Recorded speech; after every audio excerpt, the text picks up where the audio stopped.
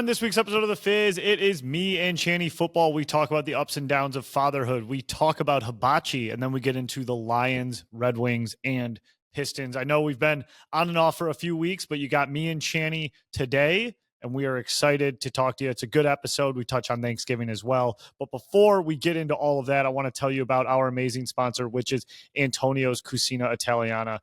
Antonio's is my favorite Italian restaurant in the state of Michigan, in the world, actually. They have locations in Dearborn Heights, Farmington Hills, Canton, and Livonia. And then their first location, Roman Village, which is located in Dearborn. They have the best Italian dishes I've ever had. They have amazing sauces, soups, stuffed pastas. And then, of course, they have award-winning pizzas, calzone, and, of course, their famous baked bread. When I go there, my main dish is usually the gnocchi. But everything you get on that menu is going to rock. They're going to give you a gigantic basket of bread, and they'll ask if you want to take some home with you. Absolutely take some home with you because it's even better reheated. Antonio's is an amazing family-owned restaurant in Michigan. If you haven't had them, go try them out. It's great for a date night, great for a carry-out, great for a solo dinner. If you just want to get away and have a good family-cooked meal, go check out Antonio's. They sponsor The Fizz. We're very appreciative of them, and we're excited that you're here to listen.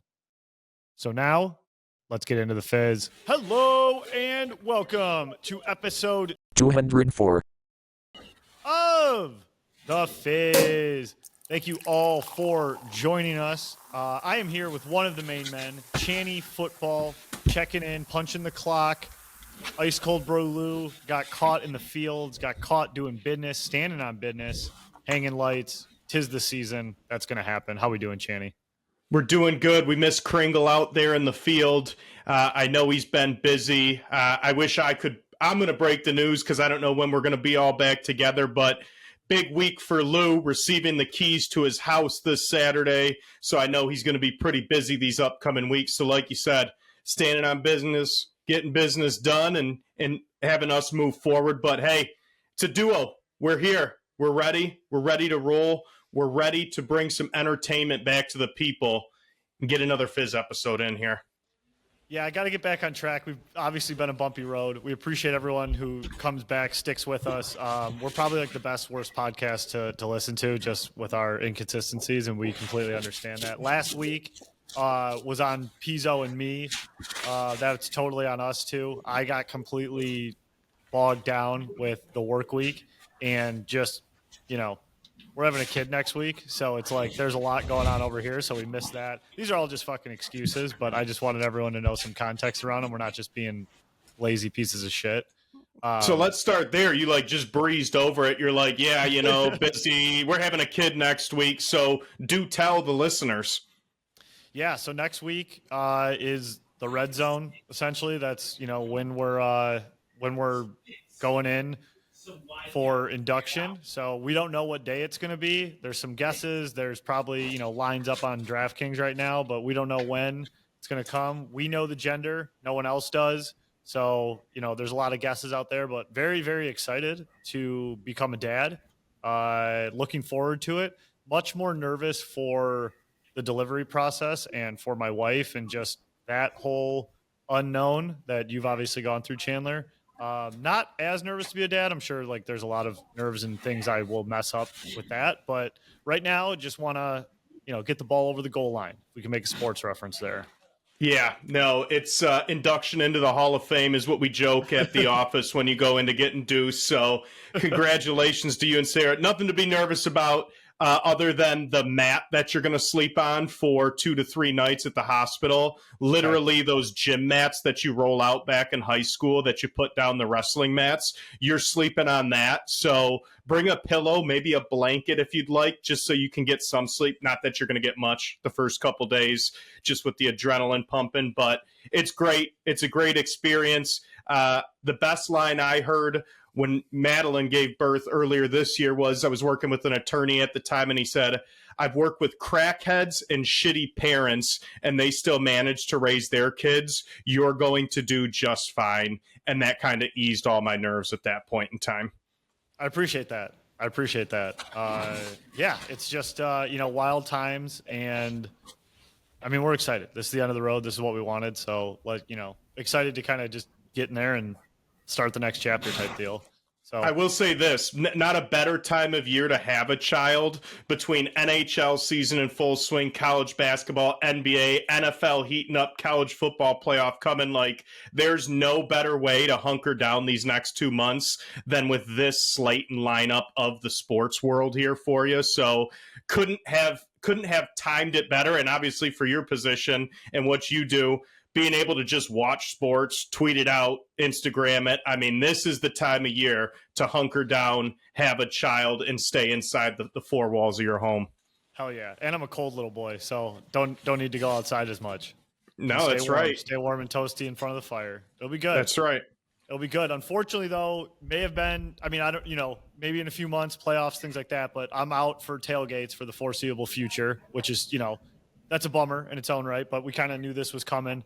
Thought maybe we could squeeze in the New York Giants on Sunday. No chance. Absolutely no chance I can be in that frame of mind the day before, going into the hospital type deal. So you guys will be manning the ship there. Giants, Thanksgiving Day, all of that. And then hopefully we, maybe I can get back out there after that. But I know you guys will do a great job as you always do. So it'll be great. Inmates running the prison. I think Pizzo's already got the Instagram password.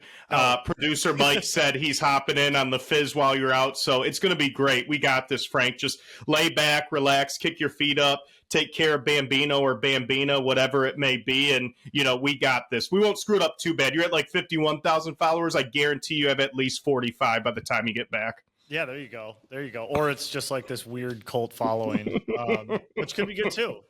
Next man up. That's how we run things around here. That's right. So yeah, good stuff. Excited. Big Lou's got the house, got the baby. So a lot of good updates from the Fizz, and obviously a lot going on. So appreciate everyone sticking around, still listening, all of that. So what's going on your end, man? What's in your world? What's new? Couple good weeks here for us. So I actually went south of the border 2 weeks ago now. So when you had texted me, hey, can you do the Fizz? Couldn't, because we were leaving for Mexico that day. So Gotcha. Shout Shout out to Real Team Real Estate, who I do business with, work for in my day job, let's say that. But we do a trip every year for our top performers. This year was at an all-inclusive in Cancun. So brought 22 people from the company and their spouses for a total of 44 people, adults only, resort in the hotel district of Cancun. 3-night stay, nice long weekend with everybody. Had about 1,000 icebergs there. If you don't know what those are, half frozen marg, half Dos Equis. Okay. I mean, I was just screaming the famous line from Titanic, iceberg, straight ahead, for about 70 out of the 72 hours I was in Mexico.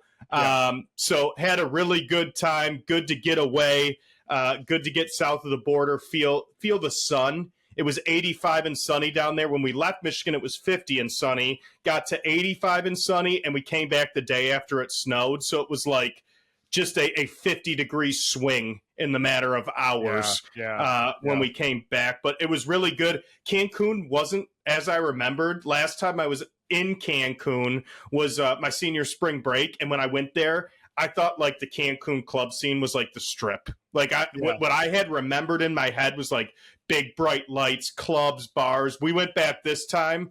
I was like, damn, how did our parents let us go down here? Like this is not how I remembered the Cancun club scene. So I decided only to go out one night this trip, not to really do the whole club scene in Cancun, Mexico. I feel like at this age, especially resort, beach and stuff, you're doing your work during the day, and it's better actually. If you can just drink all day, iceberg it up all day, poolside, swim up, all that, get cooked by the end of the day, in bed by 9. It's a pretty great day. Oh, it was perfect. Maybe get a drink at the lobby bar after, but you hit the nail right on the head. Lay at the beach, get in the pool, get your fruity drinks that I never drink at home, but you have to get while you're in Mexico. So did all that stuff, had a good time with that. And now it's like, shit, it's Thanksgiving. It's crunch time. This is our time here at Champaign, with the Wings doing good, the Pistons doing good, the Lions going into postseason. Like, I'm ready. this next 2 months is going to be full of content and things to be able to talk about. So glad we got that out of the way, but really excited here for, the upcoming sporting events in the next 60 days. And I think the first time ever, it has to be, at least in our lifetimes, Thanksgiving and Christmas Day Lions. Like, Frank, you're working on the holidays this year, like no days off, even with a little kid at home. Hey, the grind don't stop. Yeah, I know. I was kind of curious if we'd ever played on Christmas before, but we'll be in Minnesota for that one. But yeah, I know we got both games this year. It'll be super nice. Also, personal note, you're talking about hunkering down, you're talking about watching TV. One of my favorite shows, Stranger Things, coming back, and their release dates are the day before Thanksgiving, Christmas Day, and New Year's Eve. So like TV lineup is set right now between all the sports and Stranger Things coming back. Very exciting times in the Cerise household. And if you haven't watched it, I would advise, if you have Amazon Prime, watch the Allen Iverson 3-part docu-series. I don't know if you watched it yet. Chronicles his life from adolescence all the way through post-career. Very good documentary if you've got a couple hours, which you will here in the next couple months. Yeah. One of my favorite all-time players. Obviously, here in Detroit, we think of him for somewhat of the wrong reasons on the back end of his career, the troubles with the casinos or whatnot, but still a transcendent all-time athlete, one of my top 5 NBA players of all time for who I like, and a great docuseries if you get a couple hours here on Allen Iverson. Definitely. I'll watch an AI doc. Oh, it's great. Iverson. Yeah. It's great. It's great. I do want to, while we're on the topic of babies too, congratulations, Jerry. We haven't been on since he had his, it's a Bambino, right? Second boy? It sure is. Leo Rubino. Rubino. Wow. Yeah. Yeah. Mm-hmm. If that's not a striker for the Kirtland Hornets, I don't know who is. Yeah, right. Leonardo Anthony Rubino. So, I didn't ask if he wanted this out there, but that's just kind of the nature of the business. When you work with us, stuff gets out. So, yeah, Jerry had his baby boy, Super Dago name, as we probably could have anticipated. Super happy for him. Super happy for him and his wife, his family. So now he's got 2 boys, so it's just chaos there. Building a small army. Very happy for him. Jerry's been just like an absolute rock star for me and for Champaign, just helping the business. And then obviously, we're only like 2 weeks apart from having kids, so it's been great to lean on him for advice, whatever he has or doesn't have. And, I normally make fun of Jerry and I give him a lot of shit, but I will take a minute here to just thank him for everything and, congratulate him, because he has been the foundation and the background of everything going on here at Champaign. And without him, really, we couldn't do it. We'd be bankrupt because I don't know how to spend money or balance a checkbook. So he is the reason we're solvent, 100%. That's right. That's right. And if I can instill any things, and I don't want this to get way off course on the topics of our podcast, but a couple funny things for you that I can give you advice on since I've recently gone through it. Number 1, black tar that's coming out of your baby. Initially, that is totally normal, but it will be tar coming out of your kid's ass for about the first week to 2 weeks as you get there. Number 2, listen to about 10% of the things the hospital says, because 90% of it is bullshit.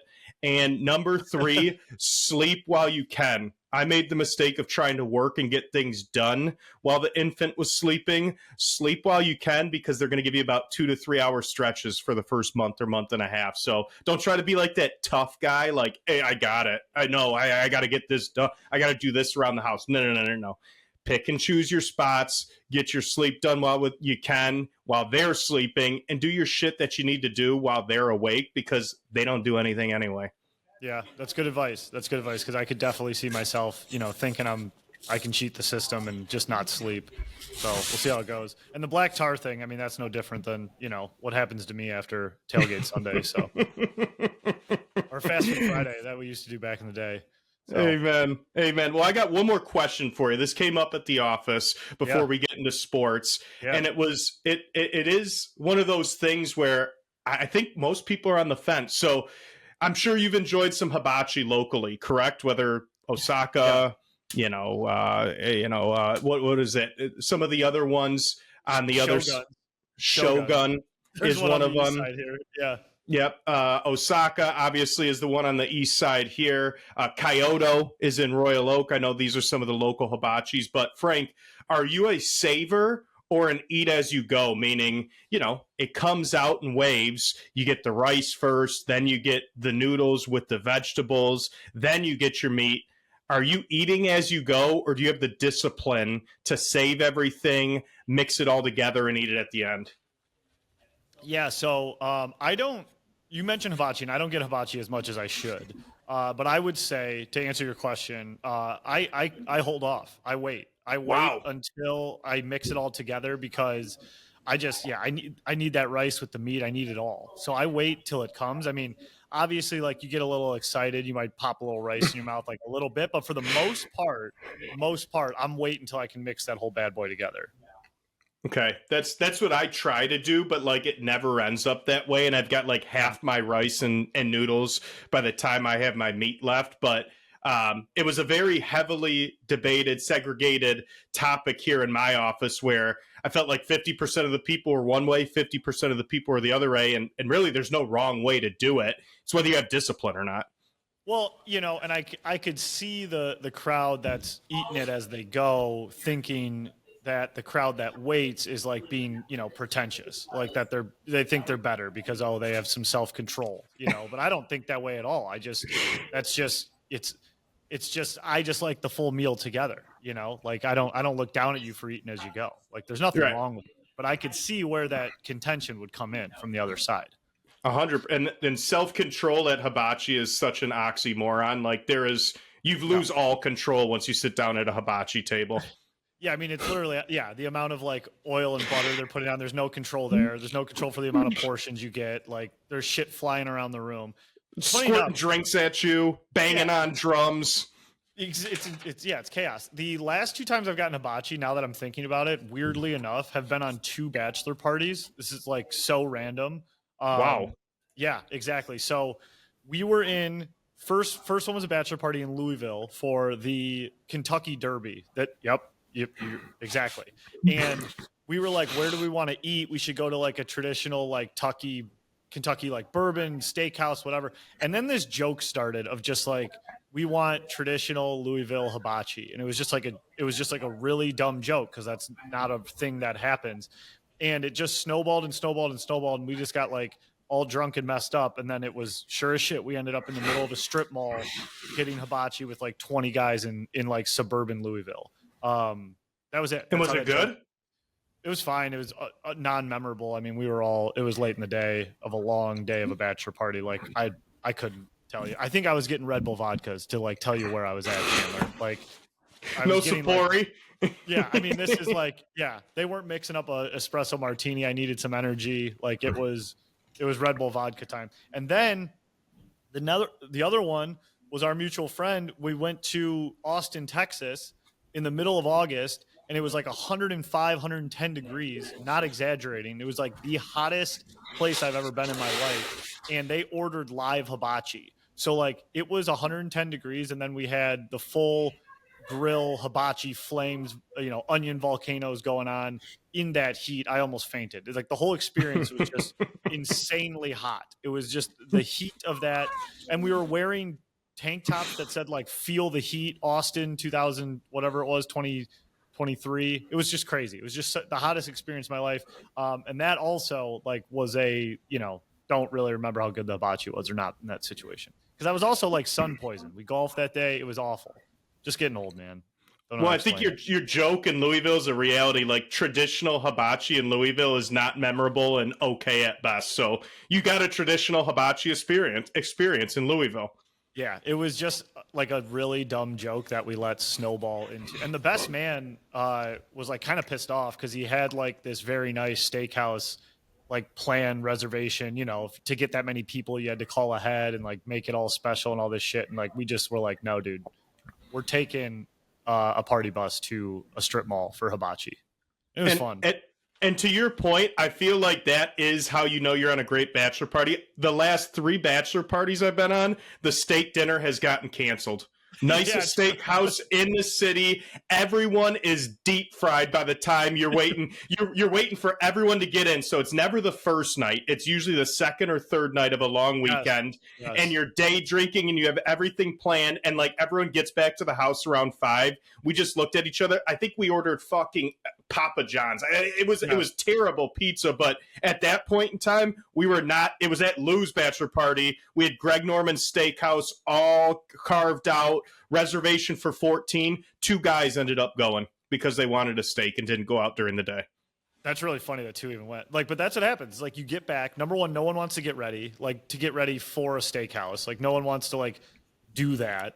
Everyone wants to just keep doing what they're doing. Like, and then everyone just says like, well, we have like a ton of beer and alcohol here. Like, why would we go spend all that money? Like, why don't we just get pizzas? And then someone like looks it up and it's like, oh yeah, I mean, there's a Papa John's like down the street. Like, and like, that's just how it devolves. That's how it happens. It happens every time. The evolution of a great bachelor party. You either have to have mediocre hibachi or you have to cancel your steakhouse dinner. A great one, you do both like you did in Louisville. Yeah, exactly. So, yeah, that's my hibachi experience. Funny you bring that up. And I didn't even realize that, like, the last 2 times I've had hibachi are on bachelor parties. It's weird. Yeah, some people go their whole lives going to many bachelor parties. No hibachi. I've done it twice. So let's move over. Sports. Been a little while since we've been out. Got to start with the main event. Yeah. You know it. I know it. Main event. Our Detroit Lions. Tough loss last week. Sunday Night Football in Philly. We knew coming in it was going to be a tough game. Lions lose 16-9 on the road. Again, tough loss on the road against the defending Super Bowl champions. Drops us to 6-4. Third in the NFC North, and currently 8th in the NFC playoff picture. Been a little while. Thoughts on the game and where the Lions are at currently? Yeah, I feel like normally I get on here and I'm like, it's fine. It's 1 week. I'm the guy who's normally like, trust them, trust everyone in place. It's going to work out. And I don't feel great. I don't feel great about the Detroit Lions right now. The Philly game, obviously that's the defending Super Bowl champions. You're in Philly. They have a fantastic defense. All credit to Philly, by the way. They are a fantastically built team. They have an awesome defense, and I just love how their GM honestly manages that team. Well, with all that being said, the Detroit Lions should have beat Philadelphia in Philadelphia that week. With the defense playing that good, giving up 16 points, the Detroit Lions should win every single game that a team scores under 20 points. With how the Lions are built. The Lions are built to be an offensive powerhouse. We've drafted offense. Offense has carried this team. Offense is the headliner of this program. So when you go into Philly in prime time, playing the Super Bowl champions, and you give up only 16 points, you shut them down, and the offense can only put up 9, it's pretty unacceptable. I did a video on it that I put out there. I'm not even too mad at the players out there. I wasn't too mad at like execution. Goff played awful, this and that, the other thing. I'm most mad at Brad Holmes. And this was the rant I gave in my car the day after the game. We all saw these problems that the Lions had coming into this season. We are just like 2 idiots on the internet. Like, we aren't the GM of the Detroit Lions. Speak for yourself. Yeah, right. My bad. A lot of people saw this. A lot of people see this. Anybody with eyes knows that Jared Goff is a borderline MVP candidate when he is protected.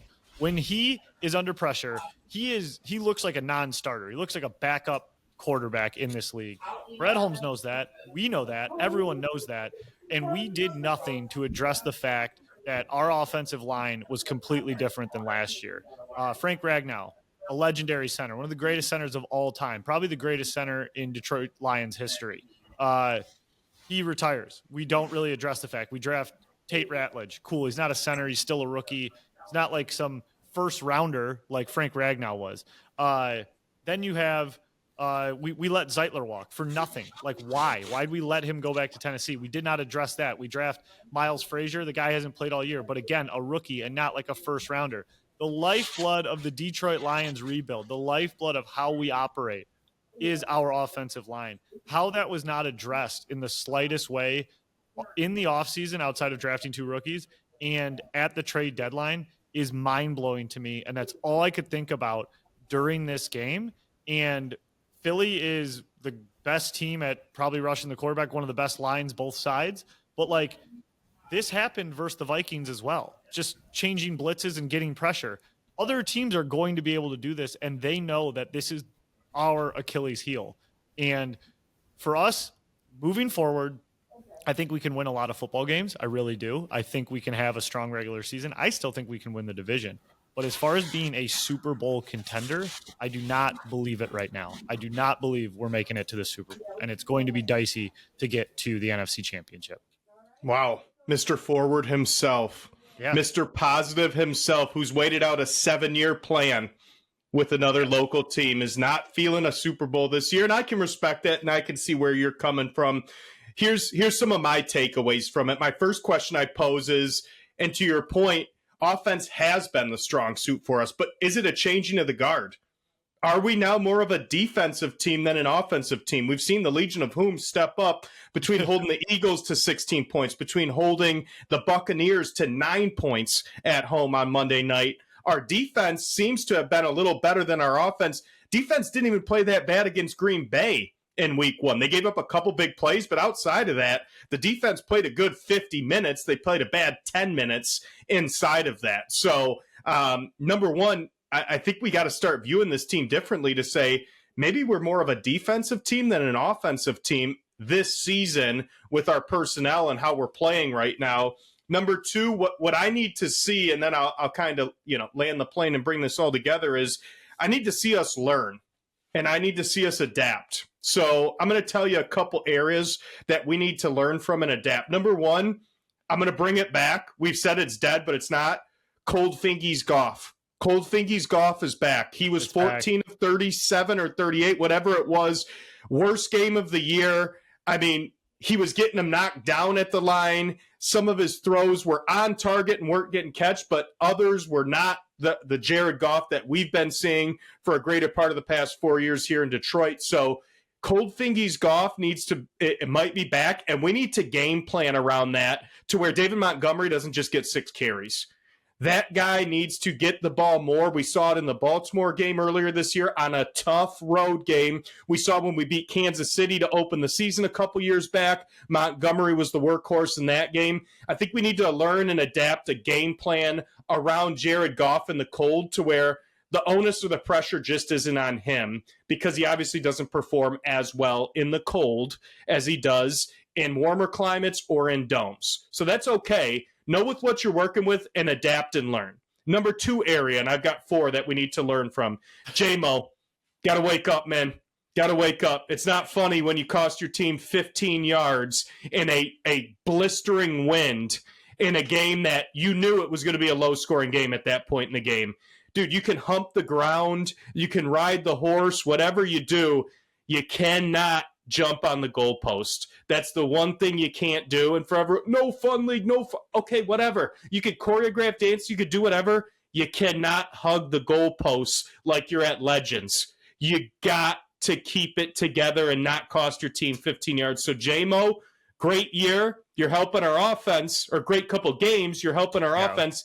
Got to grow up. You got to grow up on the field. This is all I'm talking about, on the field and your decisions there. I don't care what you do off the field. Number 3 area that we got to learn and adapt from.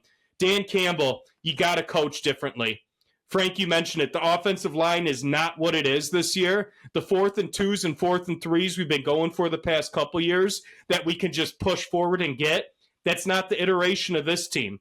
Going back to my point that we might be a defensive team, pinning teams deep with the best punter in the league and leaning on our defense, which may be our strength, may be the best option moving forward for the 25-26 Lions. So, Dan, I don't understand why you went for it 5 times, and then you also punted with, 5 minutes and change left in the game? To me, you got to change your coaching style for this team because our lack of O-line cannot support getting 2 and 3 yards on command like we've been able to the past 2+ years. You've got to change how you do it. And last but not least, the 4th area we've got to adapt on, and Frank, you already mentioned it too, Holmes. You got to be more aggressive. You gave up 2 additional 3rd-round picks for a guy that's not helping us this year, that's not playing this year, that's our fourth receiver this year. And then the Eagles turned around and got Jalen Phillips for a third-round pick, who has been an absolute game wrecker in the 2 games he's been in Philly, mind you, against the Packers and the Lions, 2 NFC contenders. So it's not like he got 12 sacks against the Commanders and then played the Lions. He's playing 2 out of the top 5 teams in the NFC, and he's made a massive impact in both those games because guess what? Philadelphia goes for it. Philadelphia plays like they haven't won a Super Bowl in 50-plus years. They won it last year. That's how they operate. They're playing for this year, this team. They see that this window is only so long. So, Holmes, you've got to adapt and say, you know what? Who cares about 27 and 28? We'll figure that out then. Let's get support to our team this year and make sure that we're doing everything we can in the 2025 calendar year to give ourselves the best chance to win the Super Bowl. Now, to bring this all together, I'm not nervous. I'm really not. We are on a different trajectory than our team last year. Last year, we were hurt and getting more hurt as the year went on, and it felt like we were like winning these games that we shouldn't or scrapping out games. How do we keep doing it? I feel like this year the ball's not bouncing our way. We're not winning the closer games. We're not winning the 50-50 games, but look what's on the horizon. DJ Reed coming back. Marcus Davenport set to be back here soon. Terrion Arnold, Kirby Joseph, Christian Mahogany should be back for us this year. Laporta's the only question mark here in our injury situation as of right now, which is a big question mark. But we've got 4 or 5 guys on the horizon that will be back this year, whereas last year we knew, we're running on fumes now. We're squeezing everything we can. We don't have any support. We don't have any reserves coming back to help bolster this team as we go into a playoff run. So long and short, these things can be corrected, but we need to adapt in these areas. We need to play better. The schedule's lightening up here in the last third of the season. And you know what? The beautiful thing about the NFL, much like the NHL, just get in. All you got to do is get in, get hot, and anybody 1 through 7 seed can make and win a Super Bowl. So I'm not there just yet, but there's areas that need to change and adapt for us to get to a Super Bowl and win a Super Bowl. Yeah, I hear you, and it's a weird day that you have a little more confidence than I do. And like I said, I think we can win games, like without a doubt. I do think we're gonna go on a run here. I think we're gonna beat the Giants. I think we're gonna beat I think we're gonna beat the Packers on Thanksgiving, and I do think we're gonna beat the Cowboys. I think we're gonna win those 3 stretch of games. Real test that I'm excited to see is the Rams. The Rams, when we go there, like December 14th. Yeah, yep. December 14th, we're headed to LA, play the Rams. You know Stafford's dying to fucking beat us. He hasn't done it yet. The Rams are one of the best teams in the NFC. Some people are even flirting with put them as the number 1 team. And one thing I just want to note about the Rams, it's really nuts that Holmes came from that camp, that's where he had his career and we got him from, because the Rams' whole mentality was go all out, send the house to win a Super Bowl, and they did. They won that fucking Super Bowl, and a few short years later, the Rams are right back in the Super Bowl conversation and have 2 first-round picks next year. So, to me, I'm just like, Brad, I am fucking begging you, man. Like, this is our window. This is our window right now. Like, can you please lay your dick on the table and get someone established, make a deal, fuck them picks. You had no problem giving away 3 third-round picks for Isaac Tesla, a fucking white boy out of Arkansas who wasn't even a starter. Why aren't you making a move for a guy like Jalen Phillips at the deadline who we fucking need, or offensive line support? Like, it blows my mind. I truly don't know what the fucking plan is, and I don't get it at all. Looking at the Isaac Tesla pick, like, is like glaring right now, especially when Jalen Phillips is like making plays on 4th down when we're in the red zone. Like, three third-round picks to get the 70th pick when that guy Tesla's probably falling to the 102 pick, which was our pick. I'll bitch about that pick until like it comes to fruition. And even when it comes to fruition, like we have to win a Super Bowl for me to forgive that fucking decision. Right. It's just And insane. I don't want to stay on it too much and whatnot. But at the same time, to your point, Frank, like a guy who's great at drafting, you would think you'd say, hey, I'm going to go all in, and I trust that I can get guys later in the draft to fill in our holes in the next couple seasons, much like the Rams did. They rebuilt their defense off second, third, and fourth round guys, which if you're a good drafter, you should be confident that you can plug holes and get starters in said rounds, i.e. Kirby Joseph, Amon-Ra St. Brown, Christian Mahogany, et cetera, et cetera. You should say, hey, I don't need every one of these picks. I'd rather get an expiring contract and a rental for 10 games because I know that I can draft guys later on to fix holes when the time comes. So it's a little mind-boggling at this point in time, but I agree with you. The Rams game is the game. The good thing about it, not looking too far ahead, 10 days of rest going into that Rams game. It's Sunday, Thursday, 10-day rest into a Sunday game in LA. Yeah, I totally agree. And just to bitch about Holmes a little more, I got to bitch about is, dude, you can't deny what he's done to turn this roster around. Okay, let's just blanket that. Like, let's get over that. But like, he's had some incredible grand slams, right? Like, absolutely incredible stuff. Like Gibbs, Penei Sewell, Amon-Ra St. Brown, Branch, Kirby. These guys are all great, and that's an amazing run of picks right there. But he's also had some like absolute swing and miss, throw your bat in the stands type misses. And over these last couple drafts, we're seeing more misses than these grand slams. And now we're not getting the deadline deals, and now we're not getting off-season addresses. And he's kind of being like snarky to reporters and things like that. Like, I still trust Brad Holmes. I still think he's the guy for the job. I still think he's done an absolutely incredible job turning this roster around. But I don't think it's unfair for us as fans and like people who comment on this shit to like start to question like, what the fuck? You know, I mean, Terrion Arnold hasn't been a home run. Ennis Rakestraw hasn't like seen the field. Tate Ratledge got absolutely diced up versus Philadelphia. I mean, he's been pretty good, but like not great, not absolutely fantastic. You know, like if you want to talk about these like late round picks, like these fucking like Manos and Benitos, or not Mano, he's played well, like, but you know, Benito Jones and like some of these later round picks, these third rounders that are projects that have turned into Broderick Martin, Hendon Hooker. Yes. Thank you. Like, and now Isaac Tesla. So it's just kind of like,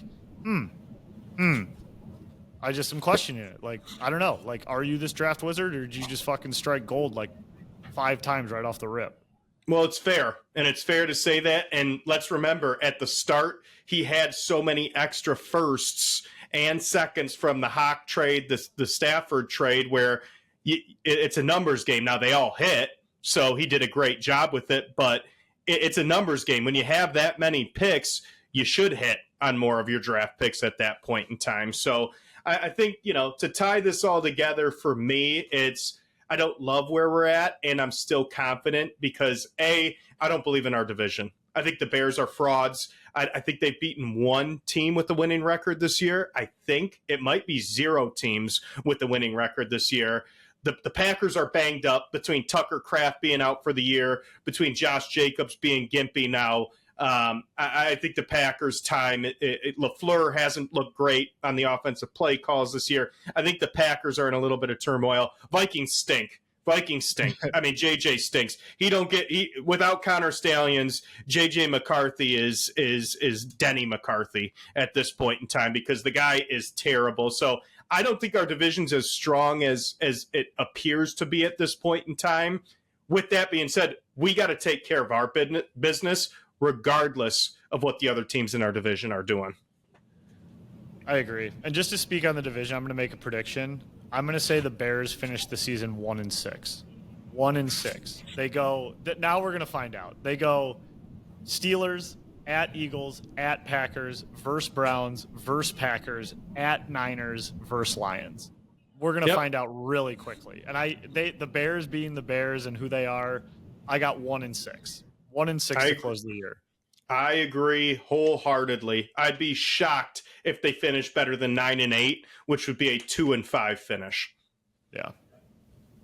It's going to be fun. Second half of the season. It's always November fun. Football. All right, cool. Let's do Pistons, man.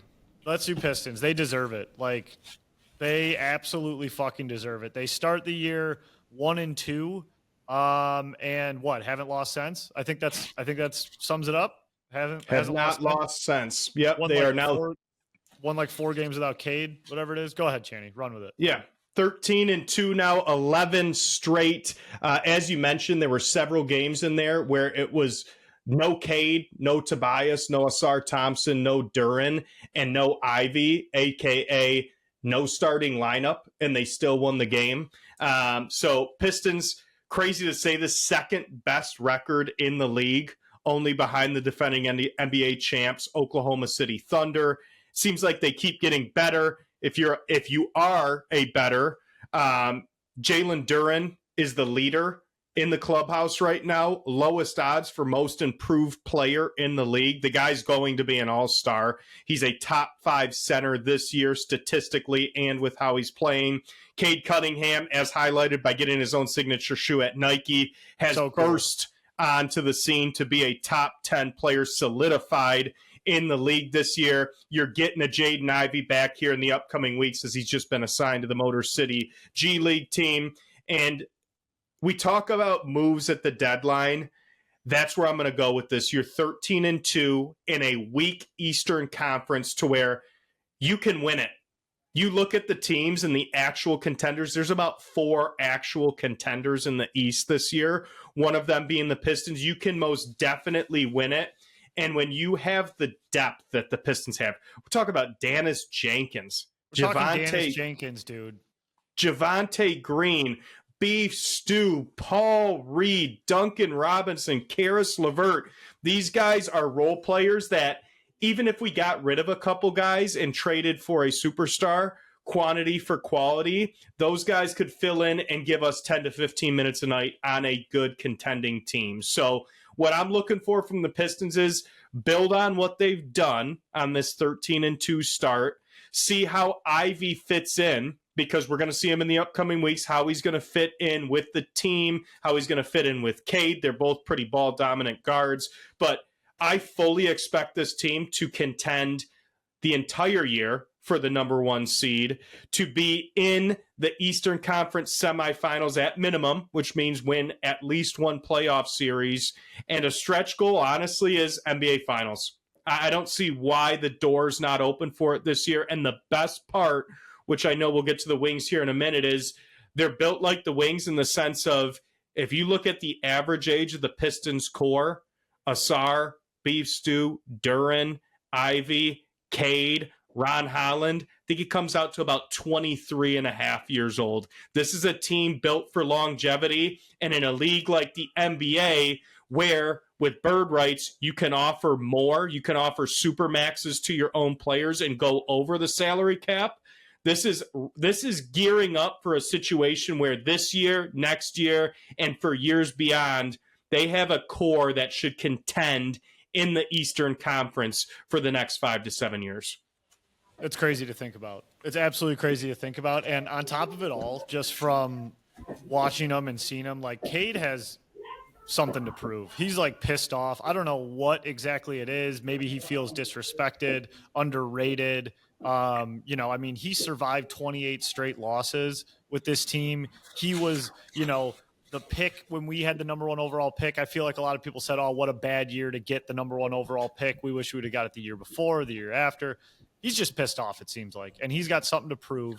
And it's fucking awesome to see. He was buffed up the moment he got drafted by Detroit. That guy is pure Detroit and potential to be a legend in this city if he's able to bring a championship or multiple championships. He's able to do it. Cade Cunningham, man, what a fucking star, and somehow still feels like a sleeping giant. But people are waking up. The shoe deal is massive. Reading online, becomes the 6th active player. Only 6 players active in the NBA to have their own shoe deal. LeBron, Durant, Ja Morant, Devin Booker, and Giannis. Pretty insane. pretty fucking insane that Cade Cunningham is part of that crew. And the logo's pretty sweet too. It's like two C's that make a star. It's awesome. Well, it's even more telling that Steph Curry just couldn't come to a deal with Under Armour. So not even Steph Curry has a shoe right now. And Cade Cunningham's going to be one of those handful of players with a shoe. So shout out to Cade. He's embraced the city. Every interview I see, he embraces Detroit as a city, the culture, not just the team or the organization, but he loves what the city of Detroit has to bring, the people of Detroit and beyond. So shout out to Cade. He's really become the leader of this team. And again, we talked about it with the Lions, but how quickly it can switch from, a death trap or a death sentence to a destination, right? Mm-hmm. You're now looking at the Pistons, who are a historical franchise. They've won 3 NBA titles the last 35 plus years. They are the cream of the crop as far as NBA franchises go. We went from a death sentence in 2010 to 2020, if you came here, to now a destination where you're going to start getting these older vet minimum type players that want to come here to chase a ring and see an opportunity to play with a young core and say, hey, you know what? I might be getting 2 years and 15 million somewhere else, but I'll take that vet minimum to go to Detroit and try to win myself a ring.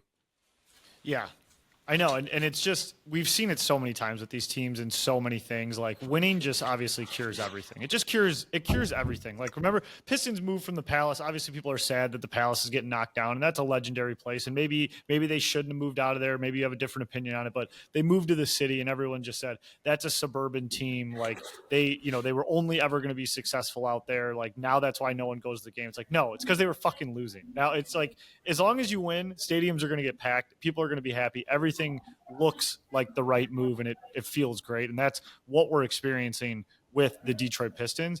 And Cade just truly feels like one of those Detroit stars. We've mentioned it before, like super, super talented, but also very understated, also very respectful, and also deep-rooted ties to the state of Michigan because they've moved here and embraced it. Like Barry Sanders, very flashy player, amazing athlete, hands the ball to the ref, very soft-spoken type deal. That's the kind of athlete that's embraced here. Iserman still stares at the ground when he's giving interviews, like, made his home here from, British Columbia, Canada, but now he's in Michigan. He's a Michigan guy. It seems like these kind of, all of the fucking Pistons, like Chauncey, Rip, fucking Big Ben, like they're all Michiganders now, understated guys, you know what I mean? And it's just like Cade feels like he's got that Detroit in him, came back from multiple injuries, the laughing stock of the league, a joke, never said a negative word, never complained, never begged for a trade, nothing, just put his head down and has become probably the biggest star in Detroit, or at least getting there. I would agree with that, and I'll cap it off with this. When they were on that historic losing streak that you mentioned, Cade was interviewed after one of the games, and he said, we're 2-26. We're not that bad. Our record is not that bad. We're not that bad of a team. And everyone was kind of like, ha, ha, ha, just another guy saying it, player talk to try to get the locker room up. Since then, they have been a totally different team, and finishing out that season stronger. Not great, but stronger. And then obviously making the playoffs last year and building on that this year. But it's crazy to think they could be the closest team in the city of Detroit to a championship. I know. There's a very strong argument for that. At least to go to the finals. I think to go to the finals in any of the sports, like to win their conference, they almost might be the favorite. I think so too. Yeah. I really do. Do. Well, let's talk Red Wings. Red Wings, first place. Right now we're having this conversation, Channy. The Pistons and the Red Wings are the one in first place, and the Lions are the ones on the outside looking in. Who would have ever thought? Detroit Red Wings, I would say pretty hot, but it's crazy. They have these games that just absolutely infuriate you, and you're like, what the hell is that? And then they pop off a few wins, and you're right back to it. So Red Wings' most recent win, knocked off the Kraken 4-2 at home. Before that, in the most beautiful NHL uniform game I've probably ever seen, maybe this one or the Winter Classic that was at the Big House versus Toronto. But the Wings wore their Centennials versus the Rangers Centennials on a Sunday night in Madison Square Garden, winning 2-1. A brawl broke out at the end, and it's produced some of the most beautiful hockey imagery and photos I've ever seen on an ice rink. Just some awesome stuff. But, before that, it was a little rocky. Wings lost 3 games, Golden Knights, Rangers, Blackhawks, beat the Ducks, and then blow an awful game to the Sabres. And it kind of looked like they might kind of fall back to that mean, right? They might fall to 500, might drop under 500, kind of fall down in the standings. No, they fire back with 2 big wins. And I think that right there is the difference between what you had with Derek Lalonde and what you have with Todd McClellan. Todd McClellan's not going to settle for this bullshit. He's not going to let them fall into mediocrity. Bad games are going to happen. They're not a perfect team by any stretch of the imagination, and Todd's not a perfect coach, but he holds them all accountable, and I think they feel that a lot more, and you can kind of see it with this team and this roster of guys that the Wings have right now. Yeah, and I have to ask, one of our longtime listeners brought it up here in our group chat. I have a lot of journalistic integrity. If you're watching on YouTube, Frank is now moving the camera and panning it over to his 1992 poster of Steve Yzerman as a young lad. Yzerman hot seat on a scale of 1 to 10. 0. It's absolutely 0. There's no way he's going anywhere. Even if you're an angry Yzerman hater, I mean, there's obviously haters who just want the guy fired no matter what. But like, even if you're like a mildly reasonable person, but leaning on the side of like, fuck the Yzer plan, like, I think you have the hot seat under 5 at this point, because what we're finally seeing as fans, which we've wanted this whole time, is the kids are playing. The kids are getting their shot. The kids are the ones out there. And not only are the kids out there playing, getting these minutes, we're seeing these names that we haven't seen for years since they were drafted. They're playing well. They're putting up points. They're scoring goals. And nothing came more to fruition than that Kraken game the other night when you had Nate Danielson score his first goal, which was a complete garbage goal. But Axel Sandin-Pellikka shot that thing, went off his leg, went in the net. And then you had Danielson from Axel Sandin-Pellikka. And that's all we've wanted to see, is these Yzerman draft picks getting minutes, putting up points. Then Danielson scores a fucking highlight reel goal, just absolutely dices up 2 NHL defensemen and buries. What a finish. And it got disallowed, but we still saw that play. Then the capper of the whole thing, Danielson to Finney. Finney goes top shelf. That's a 7th-round pick from Yzerman, scoring a goal from a 1st-round pick. All young as hell. And we're seeing the roster slowly getting taken over with the Yzer plan. And I think that's why we're now getting very excited. And I mean, hell, we're in fucking first place. Do I actually think we're a first place team right now? No. Like I think we're statistically in first place. Do I think we're a first place team? I really don't. I need them to prove to me a lot more to tell me that they are. But right now, I'm not mad about sitting alone atop the Atlantic with 25 points with 20 games played. That's right. It's exciting. Like you said, the believers in the Yzer plan are seeing the fruits of the labor with the young guys coming up, flushing out some of these bad signings he's had over the past couple years and playing. And also, to your point, is this who they are? We don't know yet, but the bar was not to win the Atlantic this year. We never set the bar that you had to be a 1 seed or a top 4 seed in the East. The bar and the next step in this progression of this franchise was, you have to make the playoffs. You have to make the playoffs this year. Get into the tournament, put your hat in the ring, and get some of these guys some playoff experience. Not some of them, most, if not all of the players, playoff experience. Get Larkin some fucking experience. Raymond, Sider, all these guys need some playoff experience. So the bar is not a 1 seed, and it's also not, hey, let's use another year of the Yzer plan to develop these guys. It's, hey, get in the playoffs, see what you can do from there, and build on and continue to build in the right direction this year. But, it's a good start. We should be excited. We should celebrate it. I don't like looking way too far ahead. And at the same time, we also do have to look ahead to say, hey, this team has collapsed in game 55 to 60 and beyond moving forward. So pad it up. Continue to win these games at the start of the year to pad as much and to stay as near to the top of the standings as you can. And know at the same time, it's not going to take 20 games. It's not going to take 40 or even 60 games. It's going to take a full 82 games for this team to make the playoffs. But just continue what you're doing. Continue to get these young guys minutes And you know what? It's an exciting time to be a Detroit Red Wings fan because, like you said, you're finally starting to see names that you heard about these last couple of years down in Grand Rapids on the ice in Little Caesars Arena and getting experience and not just experience, making an impact on an NHL team. I would agree. And a couple other notes is number one is they got to make the playoffs this year. With this standing where they're at here in mid-November, late November almost, like statistically where the standings are and who's in the playoffs and who's not in November, weirdly enough, it imitates what it looks like in March. So you can't collapse now. You collapse now, it's going to be devastating. I'm going to hate being on this podcast. I'm going to hate all the fucking DMs I get. Boys, you got to make the playoffs this year. You got to fucking make the playoffs this year. You can't be sitting in first place in the Atlantic on November 20th, and then on March 20th, I'm fucking crying because we're the 9th team not making the playoffs. I will fucking not be in a good place if that's the situation.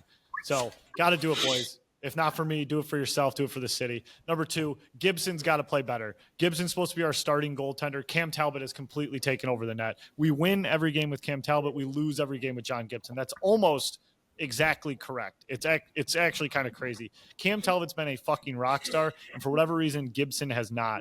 Need him to figure it out. That was Yzerman's like marquee signing or trade in the offseason. Hasn't turned out well, but thank God Cam Talbot's kind of picking up the slack. So want to see a little better moving forward out of Gibson.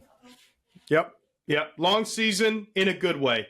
Good way, because with a young team, all you're going to do with this team is gain experience. And some of those guys that you mentioned earlier, they're only going to get better when they're 40, 50 games into their NHL career, not weeks and or months into their NHL careers. Amen, brother. Well, that's a pretty good recap of the sports. I think it was a good Fizz. Do you have an over-under for us? I never come prepared. Do you have one? I think I could get one, but I don't know if it's going to be one that's very contrarian. So I've got one for you if you're ready for it. Yeah, let's do it. Okay. This is very specific. Again, another controversial topic. At Thanksgiving dinner, over or underrated mac and cheese? Underrated. Absolutely underrated. Mac and cheese rocks, and it's such a home-style comfort food, especially if it's homemade. I mean, I don't want like a box of Velveeta or, Kraft mac and cheese, and that's no hate on those items. I love those items, but if it's mac and cheese, I need it homemade. I need the crust on the top. I need the crunch. I need the just made with love. Mac and cheese underrated 100% for Thanksgiving. Okay. I'm gonna go outside. I'm a huge mac and cheese guy. For Thanksgiving dinner, overrated. I need to have the mashed potatoes or the cheesy potatoes or the stuffing or the green bean casserole or the yams. There's certain things that you eat on Thanksgiving, and because I love mac and cheese so much, I don't want to take away from it. I eat stuffing once, maybe twice a year. Yeah. I eat sweet potatoes or green bean casserole a handful of times a year. I eat mac and cheese every other week. Yeah. So for me, I don't want to take away from other of the Thanksgiving sides by putting mac and cheese, the obvious number one, number two, or number three side in whatever ranking you have on the table next to it. Because I'm just going to put a big glob on my plate, and then I'm not going to eat as much as the other stuff. So mac and cheese is great. Mac and cheese at Thanksgiving dinner, I'll pass. I don't want to taint it. Overrated. Good angle. Good spin. I respect that and appreciate it. As always, Channy. Good work. Well, that's episode 203 of the Fizz. Ice Cold Brulu. We missed you. Next time you guys see me, I will be a father, which is insane. Let's go, baby. Let's go. Yeah. Very excited. So I appreciate it. Appreciate all the kind words. Appreciate the advice. And appreciate all of you for listening. Let's go Lions. Let's go Red Wings. Let's go Pistons. Good luck on all your bets this week. And everyone have a awesome, safe, and thankful Thanksgiving. We'll see you next week. Thank you, everybody. We will see you downtown on Sunday. Inmates running the prison. Go Lions. Happy Thanksgiving. See you.